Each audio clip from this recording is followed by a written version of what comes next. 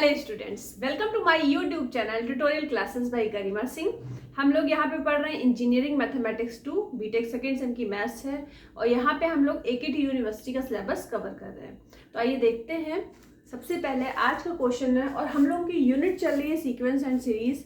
तो सीरीज का ही ये क्वेश्चन है, ध्यान से देखिए। Test the convergence of the following series. ये जो गिवन सीरीज है इसको हमें टेस्ट करना है कि ये कन्वर्जेंट सीरीज है कि डाइवर्जेंट सीरीज है। Where X is a real number, X क्या है, एक रियल नंबर है। आपको पता है कि अगर आपको एक जनरल टर्म पता होना चाहिए इसका, या nth टर्म इसका पता होना चाहिए कि क्या है, तभी आप जो है सीरीज को चेक कर पाओगे कि ये कन्वर्जेंट है कि डाइवर्जेंट है।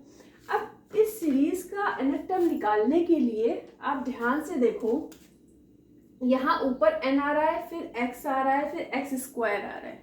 तो अगर आप ध्यान से देखो कि सबसे पहले आप यहाँ लिखो जनरल टर्म, ठीक है। तो ये हम कैसे निकालेंगे? सबसे पहले अगर x की पावर n-1 हो, अब यहाँ देखिए अगर आप n की जगह 1 पुट करते हैं तो x की पावर 0 हो जाएगा। x की पावर 0 क्या होता है? 1 होता है, तो 1 आ गया। अब जब हम n की जगह 2 रखेंगे तो x की पावर 2 - 1, x की पावर 1, x की पावर 1 को हम x लिख सकते हैं।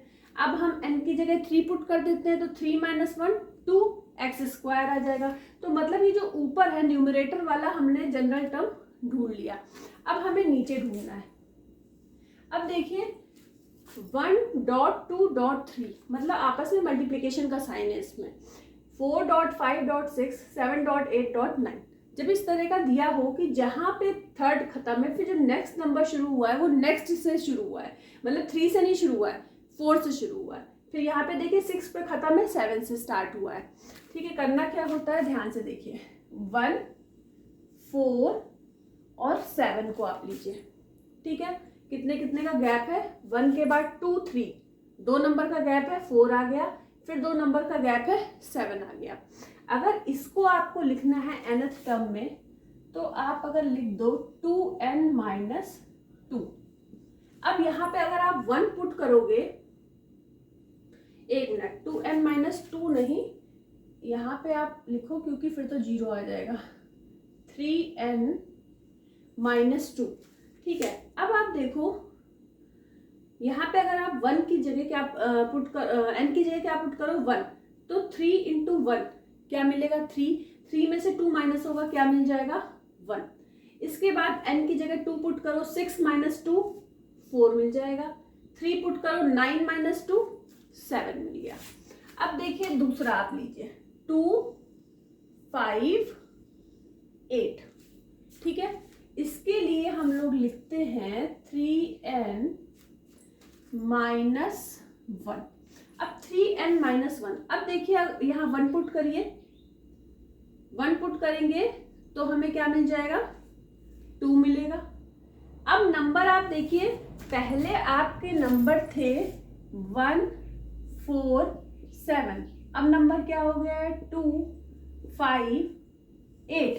अब देखिए यहाँ पे एक नंबर बढ़ गया है, यहाँ पे भी एक नंबर बढ़ गया है, यहाँ पे भी एक नंबर बढ़ गया है। तो हमने यहाँ पे जो यहाँ -2 था तो हमने यहाँ पे -1 कर दिया, क्योंकि नंबर बढ़ गया है तो हमें यहाँ पे एक नंबर कम करना पड़ेगा, तभी हमें वो वाला नंबर मिलेगा। अब देखिए 1 पुट करेंगे तो 2 मिल जाएगा, 2 पुट करेंगे तो 6 - 1 5 मिल जाएगा। उसके बाद 3 पुट करेंगे तो 9 - 1 8 मिल जाएगा। इसके बाद ये 3 6 और 9, 3 6 9, ठीक है। अब आप देखो फिर से ये क्या हुआ है, एक एक नंबर बढ़ गया है इस वाले से। तो अब यहाँ पे -1 था, अब हम नेक्स्ट में क्या करेंगे? -1 भी हटा देंगे, केवल 3n लिख देंगे। अब 1 पुट करोगे 3 मिल जाएगा, 2 पुट करोगे 6 मिल जाएगा, 3 पुट करोगे 9 मिल जाएगा। इस तरीके से हम nth टर्म को बनाते हैं, जनरल टर्म। अब ये हमारा कैसा बन गया? General term. तो हमारा un क्या हो गया? un हो गया हमारा x की power n-1 upon 3n-2, 3n-1 3n। हम लोगों ने अभी तक 2 टेस्ट पढ़े हैं। एक पढ़ा है डी एलेम्बर्ट रेशियो टेस्ट, या तो पूरा नाम आप बोलो या फिर आप उसको केवल रेशियो टेस्ट बोल सकते हो। ठीक है, तो रेशियो टेस्ट का फॉर्मूला क्या होता है, पहले हम यूएन निकालते हैं, फिर हम UN+1 निकालते हैं। तो जहां जहां n है वहां वहां आप n+1 पुट कर दोगे। 3n+1 -2। अच्छा, एक चीज और, ये 3 केवल n के साथ है तो यहाँ पे क्या आ जाएगा 3n+3। ठीक है, फिर n की जगह n+1 तो 3n+3, फिर 3n+3। तो हमें यहाँ से क्या मिल जाएगा, x की पावर n अपॉन, ये देखिए 3n+1, यहाँ पे देखिए -1 लिखना भूल गए हम लोग, -1, इस वाले टर्म में -1 लिखना भूल गए थे। 3n+3 -1, तो 3n+2, और यहाँ क्या बन जाएगा, ये यही रहेगा 3n+3। अब डी एलेम्बर्ट रेशियो टेस्ट में हमारा नेक्स्ट स्टेप क्या होता है, नेक्स्ट स्टेप होता है सिग्मा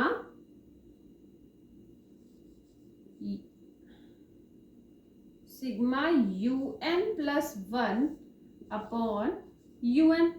ठीक है, और सिग्मा मत लगाओ, limit n tends to infinity रखो, limit n tends to infinity पे। अब देखिए फिर यहाँ पे भी limit n tends to infinity. Sigma UN+1 को ऊपर रखना, तो आप क्या करोगे, ये निकला है आपका, तो इसको आप ऊपर लिखिए x की पावर n। अब अगर इन तीनों से आप n कॉमन ले लो तो क्या हो जाएगा, n³ आ जाएगा। ठीक है, और वैसे तो हमें कोई फायदा नजर नहीं आ रहा, लेकिन चलिए देखिए, हमने यहां से भी कॉमन ले लिया। अगर तीनों से आप 3n कॉमन ले लो तो आ जाएगा आपका 9n³। 9n³ बाहर आ गया, यहाँ बचा 1+1/3n, 1+2/3n और 1+3/3n। अभी हमने वैल्यू केवल UN+1 की रखी है ये, अब हमें पुट करनी है अपॉन में UN की वैल्यू, इसकी वैल्यू पुट करनी है। तो ध्यान से देखिए, पहले ये आएगा x की पावर n-1, तो x की पावर n-1 का मतलब क्या है, n-1, तो वो -1 जब ऊपर जाएगा तो +x हो जाएगा, तो यहाँ पे x आ जाएगा। अब यहाँ पे भी वही काम करिए, इन दोनों से आप जो है 3n बाहर निकाल लीजिए, और ये 3n बाहर लिखा ही है, तो क्या हो जाएगा, अच्छा ये हमारा टर्म ऊपर आएगा, तो into 9n³।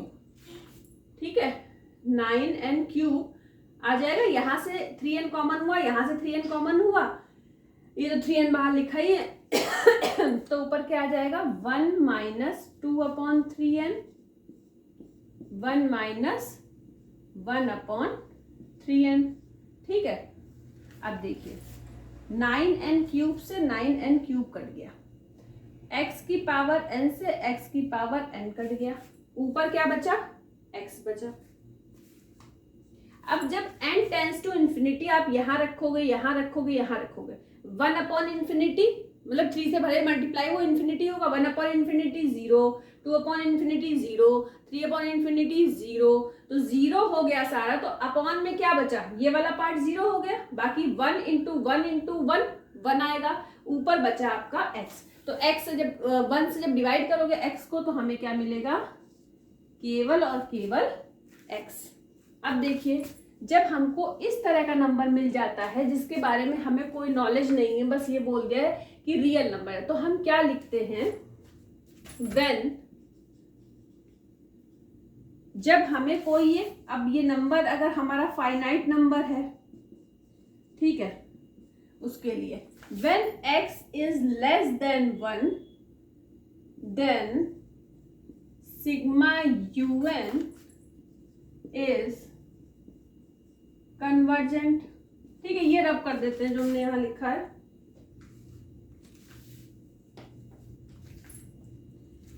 when x is greater than 1, then sigma un is divergent when x is equal to 1। अगर ये जो वैल्यू x निकली है, कोई फाइनाइट नंबर है, तो फाइनाइट और रियल, मतलब फाइनाइट नंबर हमने मान लिया है और रियल नंबर गिवन है, तो अगर ये 1 से छोटा है तो जो रेशियो टेस्ट होता है, डी-एलेम्बर्ट रेशियो टेस्ट जो हम लोगों ने इसमें लगाया है, तो उसमें क्या होता है कि जो ये वैल्यू है अगर 1 से कम है तो कन्वर्जेंट है सीरीज, 1 से ज्यादा है तो डाइवर्जेंट है सीरीज, और इज इक्वल टू अगर 1 है तो टेस्ट फेल्स। और जब टेस्ट फेल्स हो गया x इज इक्वल टू 1 पे, अब हम दूसरा टेस्ट लगाएंगे। कौन सा? कंपैरिजन टेस्ट अप्लाई करेंगे हम लोग। ठीक है, कंपैरिजन टेस्ट अप्लाई करेंगे। ये हमारा कौन सा टेस्ट था जो हम लोगों ने यहाँ पे लगाया था? यहाँ पे हम लोगों ने लगाया था डी-एलेम्बर्ट रेशियो टेस्ट, या फिर रेशियो टेस्ट से भी ये टेस्ट फेमस है। अब देखिए कंपैरिजन टेस्ट में क्या होता है। सबसे पहले यूएन जो है हमारा वो क्या था? अब हम ये x इज इक्वल टू 1 पे निकाल रहे हैं, क्योंकि x इज इक्वल टू 1 पे हमारा टेस्ट फेल हो चुका है, तो हम कंपैरिजन टेस्ट लगा रहे हैं। अब x की जगह अगर आप 1 पुट कर दोगे, 1 की पावर कुछ भी हो, क्या आता है? 1। तो यहाँ तो 1 मिल गया, अपॉन में ये सारी वैल्यू मिल गई, 3n-2, 3n-1 और 3n। अब अगर इन सब में से आपने क्या करा,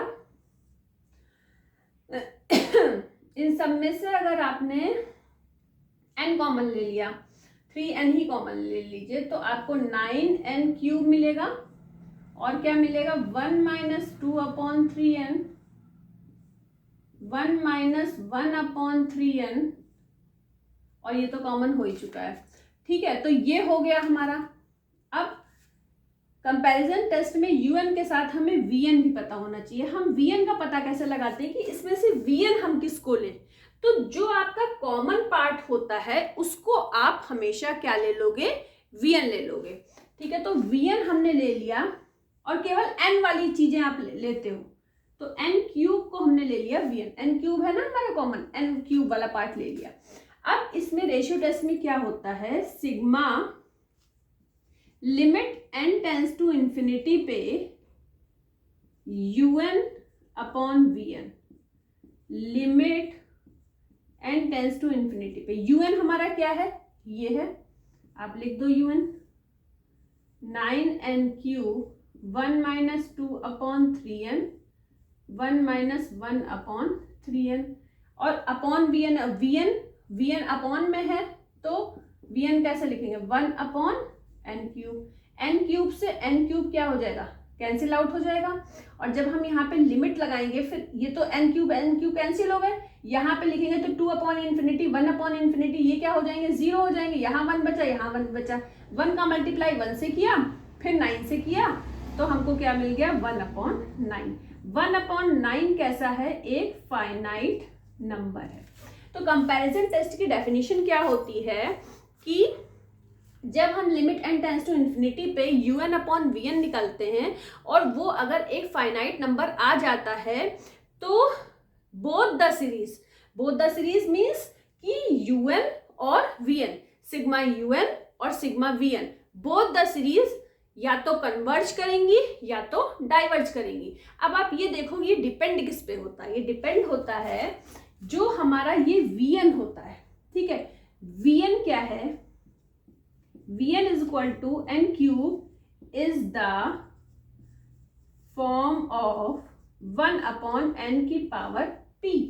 ठीक है, अब ये अगर p जो है ग्रेटर देन 1 है, p की वैल्यू क्या है? यहाँ पे 3 है, ग्रेटर देन 1 है, तो इसका मतलब सिग्मा vn क्या है? कन्वर्जेस। सिग्मा vn क्या होगी सीरीज?